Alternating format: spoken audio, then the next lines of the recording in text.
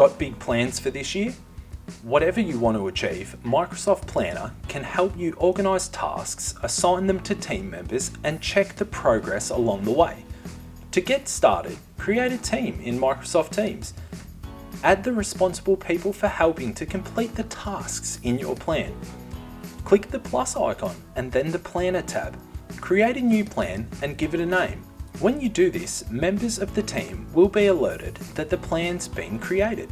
Next, you can create buckets of work. For example, if you're organising a virtual event, you could have buckets for attendees, one for speakers, one for marketing, and so on.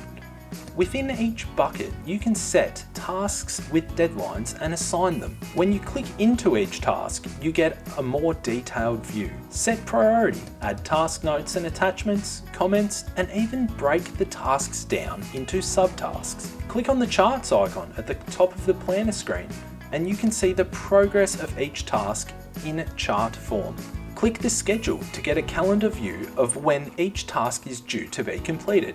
We like to think of it as the ultimate collaborative to-do list.